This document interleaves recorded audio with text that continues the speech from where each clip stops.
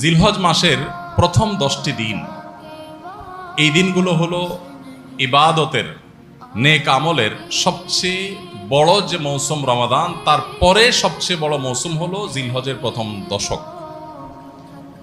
ইবাদত এবং নেক আমলের জন্য আল্লাহ সুবহানাহু ওয়া তাআলা আমাদেরকে কিছু মৌসুম দিয়েছেন, কিছু সিজন দিয়ে জিহাদে যায়।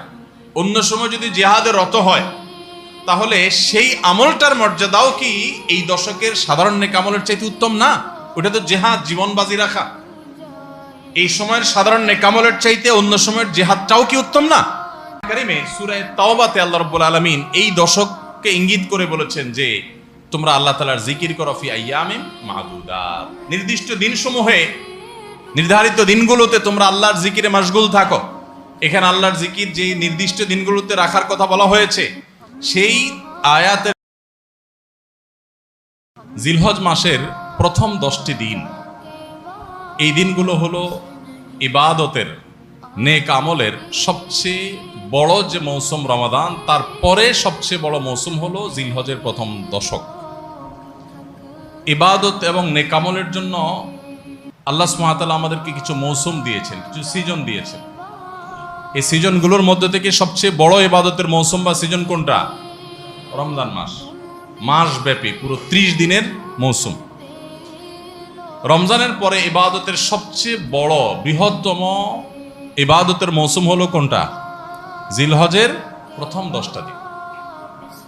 এই 10টা দিনের মর্যাদা, এই 10টা দিনের ফজিলত, এই 10টা দিনের মাহাত্ম্য আমাদের দেশের বেশিরভাগ মানুষ জানেন না।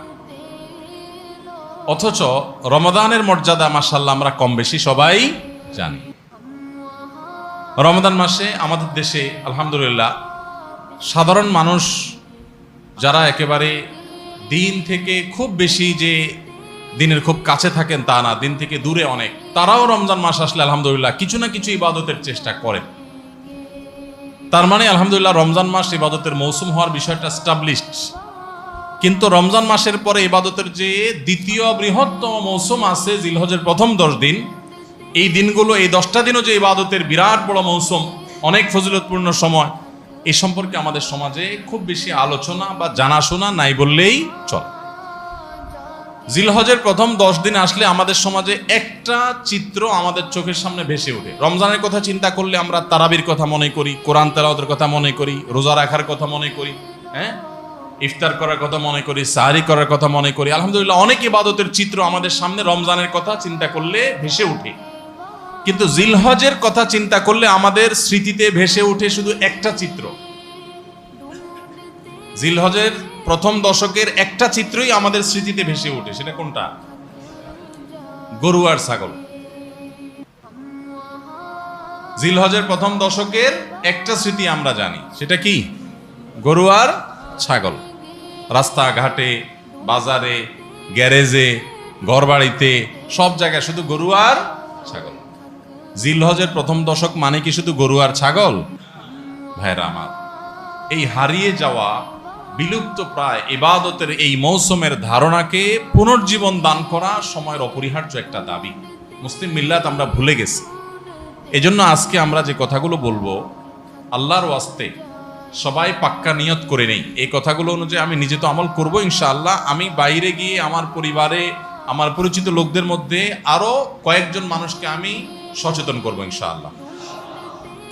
তাহলে একটি আমল হারিয়ে যাচ্ছে, হারিয়ে গেছে প্রায়, এরকম একটা আমলকে পুনর্জীবন দান করা, এটা অনেক বড় ফজিলতপূর্ণ আমল, আপনারা জানেন। নবী করিম সাল্লাল্লাহু আলাইহি ওয়াসাল্লামের একটা হাদিস রয়েছে, মান আহিয়া সুন্নাতাম মিন সুন্নতি, যে ব্যক্তি আমার সুন্নতের কোন একটা সুন্নতকে জিন্দা করবে, কোন একটা ভালো কাজ যে ব্যক্তি শুরু করবে, মান সান্না সুন্নাতান হাসানাতান ফালাহু আজরুহা ওয়া আজরু মান আমিলা বিহা, তাহলে এই ব্যক্তি সেই প্রচলন দিয়ে যত মানুষ তার এই প্রচলন থেকে আমল করবে, আল্লাহ তাআলা তাদের সবার সমপরিমাণ সওয়াব তাকে দান করবেন। এজন্য আমরা এই মুর্দা সুন্নত, হারিয়ে যাওয়া আমলকে পুনরায় জিন্দা করতে প্রস্তুত আছি তো ইনশাআল্লাহ। তাহলে আজকে আমরা যারা এই কথাগুলো শুনবো, তারা শুধুমাত্র আমলের নিয়ত না, আমল তো বটেই, আমরা দাওয়াতের নিয়ত শুনবো, ঠিক আছে তো ইনশাআল্লাহ। এবং জিলহজের এই প্রথম দশক পর্যন্ত আরো যে দিনগুলো আছে, এই দিনগুলোতে প্রায় 20 দিন সময় আছে। এই 20 দিন সময়, পুরো সময় জুড়ে আমরা অন্যদেরকে সচেতন করব, সতর্ক করব। আরবে যারা ছিলেন বা আরবের পরিবেশ সম্পর্কে যারা জানেন তারা বলতে পারবেন। বিশেষ করে সৌদি আরবের যে এনভায়রনমেন্ট এবং পরিবেশ, মহল্লা, বাসা, বাড়ি, সেখানে অলিতে গলিতে গেলে বোঝা যায় জিলহজের প্রথম দশক চলতেছে। মার্কেটে গেলে বোঝা যায় জিলহজের প্রথম দশক চলছে। সব জায়গায় তাকবীরের ধ্বনি শোনা যায়, আল্লাহু আকবার, আল্লাহু আকবার, লা ইলাহা ইল্লাল্লাহ, আল্লাহু আকবার, আল্লাহু আকবার, লিল্লাহিল হামদ। বিভিন্ন বাসা বাড়ির গেইটে ছোট্ট ডিভাইস রেখে দেয়।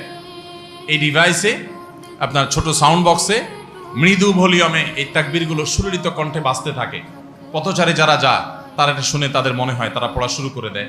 দোকানে যাবেন আপনি, মার্কেটে, শপিং মলে যাবেন, ছোট্ট করে আপনার হালকা ভলিউম দিয়ে এই তাকবীরগুলো বাজাতে থাকে। সেগুলো দেখে সবাই স্মরণ হয়, সবাই পড়তে থাকে। এভাবে গোটা সমাজে বোঝা যায় যে একটা ইবাদতের মৌসুম চলছে। কিন্তু আমাদের সমাজে ওই যে গরু আর ছাগল ছাড়া আর কিচ্ছু দেখা যায় না। তো এই সুন্নাতটাকে আমরা জিন্দা করবো তো ইনশাআল্লাহ। ইসলামের এই ইবাদতগুলো, এগুলো যখন আমরা সমাজে জিন্দা করব, এগুলো যখন প্রচলিত হবে ইনশাআল্লাহ, দিন বিমুখ মানুষগুলো দিনদার হওয়ার জন্য এটা একটা বড় সহায়ক ভূমিকা পালন করবে। রমজানে আমরা ইবাদতের যে চার্জ করেছি ইবাদতের মাধ্যমে, এটা দীর্ঘ 2 মাস পর কিছুটা হলেও দুর্বল হয়ে গেছে, চার্জটা কমে গেছে। আবার জিলহজের প্রথম 10 দিন যখন ভালো করে রিচার্জ করব, আবার কিছুদিন ইনশাআল্লাহ চলতে পারবো আল্লাহ চাহেন তো। আল্লাহ আমাদেরকে সবাইকে আমলের তৌফিক দান করুন। ভাইরা আমার, কোরআনে কারিমে আল্লাহ রাব্বুল আলামিন সূরা ফাজর, কোরআনে কারিমে 30 নম্বর সূরার একটা সূরা হলো, সূরাতুল ফজর। এই সূরাতুল ফজরের মধ্যে আল্লাহ তাআলা বলেছেন ওয়াল ফজরি ওয়া লায়ালিন আশ, ফজরের শপথ। ফজর মানে কি? ফজরের নামাজ, সকাল। ফজরের শপথ, ওয়া লায়ালিন আশ, এবং 10টি রাতের শপথ। এই 10টি রাতের শপথ যে আল্লাহ তাআলা করলেন, আল্লাহ সুবহানাহু ওয়া তাআলা কোন বস্তুর নামে শপথ করার মানে হলো ওই বস্তুটা আল্লাহ তাআলার কাছে বিরাট বড় মর্যাদাবান।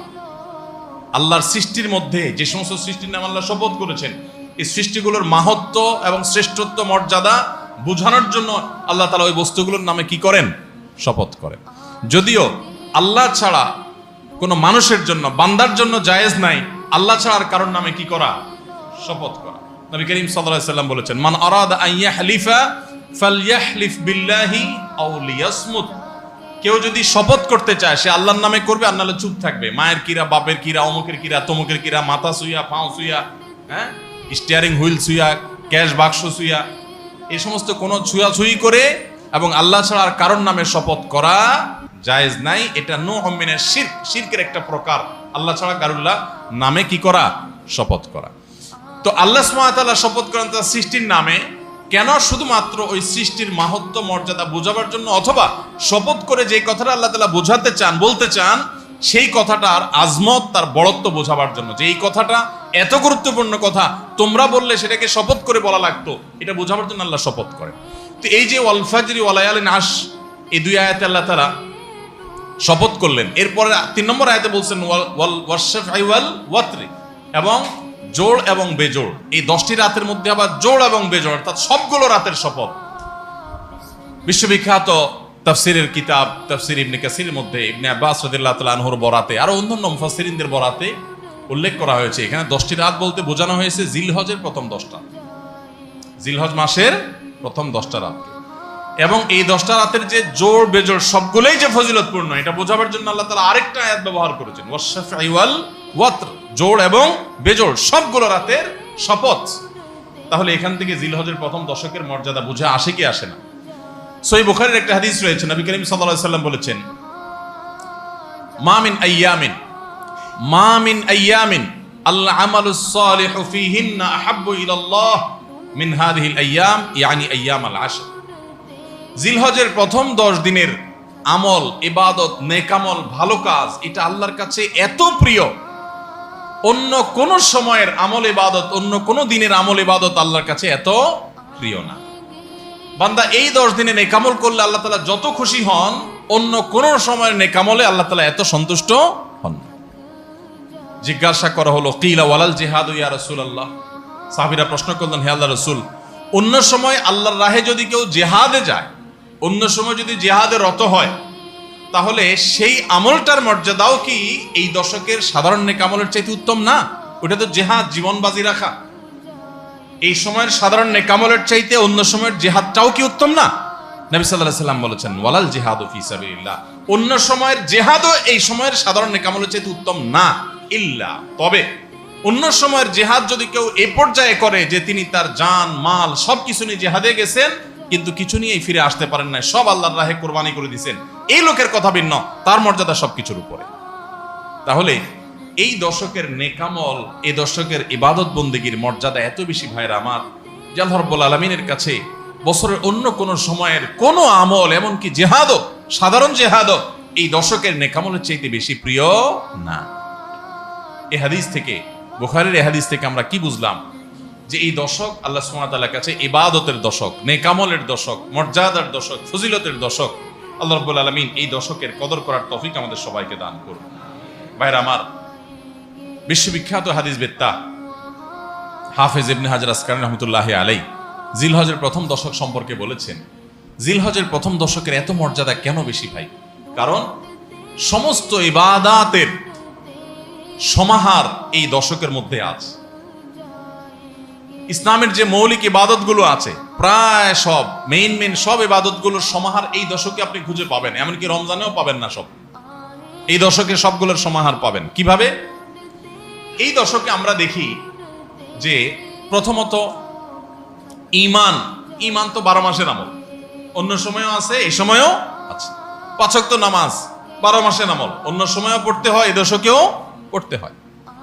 রোজা রমজান মাসে আছে, এই দশকেও রোজা আছে, প্রথম 9 দিনই রোজার কথা হাদিসে আছে, আবার বিশেষভাবে আরাফাতের দিন রোজার কথা আছে। তাহলে ইসলামের তৃতীয় রকম রোজা, রোজা অবশ্য হজ হলো জাকাত হলো তৃতীয় রকম। জাকাত অন্য সময় দেওয়া যায়, এই সময়ও দেওয়া যায়, তাহলে জাকাত আদায়যোগ্য সময় এটা। আবার রোজারও আমল এই দশকের মধ্যে আছে, আর হজ তো হয়ই এই দশকে, হজের মূল কাজই হলো এই দশকে, ফরজ কাজগুলো সব এই দশকেই হয়ে যায়।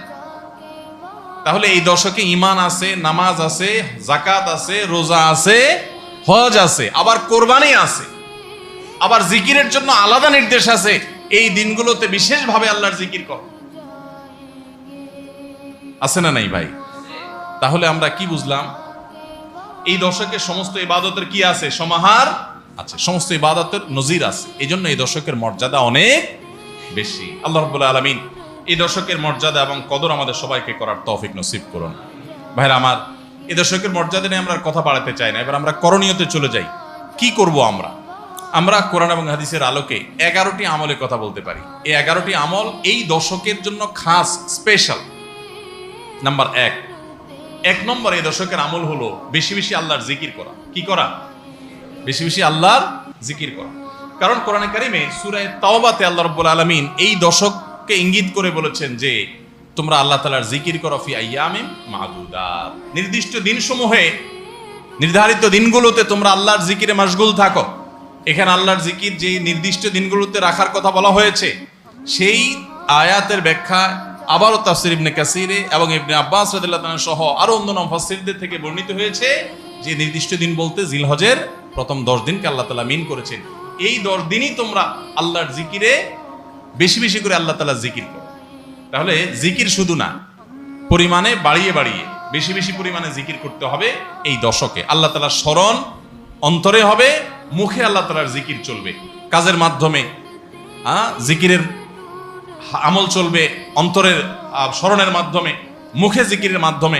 কোরআনের তেলাওয়াত একটা জিকির, তাসবিহগুলো একটা জিকির, তাহমিদ আল্লাহর প্রশংসা একটা জিকির, এরকম যত জিকির আছে এই দশক হলো জিকিরের দশক। সবচেয়ে বেশি জিকির চলবে, সবচেয়ে বেশি কি চলবে?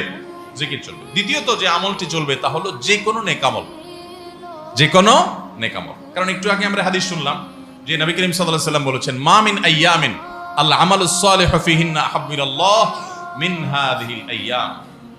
এই জিলহজের 10 দিনের চাইতে অন্য কোন দিনের নেক আমল আল্লাহর কাছে বেশি প্রিয় না। মাস হিসাবে রমাদান সবচেয়ে সেরা, আর দিন হিসাবে খুচরা দিনগুলোর মধ্যে রমজানের বাইরে সবচেয়ে সেরা কোনটা? জিলহজের প্রথম দশক। রমজানের পরে মর্যাদার বিচারে সবচেয়ে বেশি মর্যাদাপূর্ণ দশক হলো এই দশক। এই জন্য এই দশকে আমল করলে আল্লাহর কাছে এত প্রিয় যে অন্য কোনো সময়ের আমল আল্লাহর কাছে এত প্রিয় না। এই জন্য এই দশকের দ্বিতীয় আমল হলো বেশি বেশি নেক আমল করা। বেশি বেশি কি করা? নেক আমল করা। রুটিন যে নামাজগুলো আছে, কাজগুলো আছে, সেগুলো বিশেষ ইহতিমামের সাথে করা। অন্য সময় আপনি নামাজে টুকটাক গাফলতি করেন, কিন্তু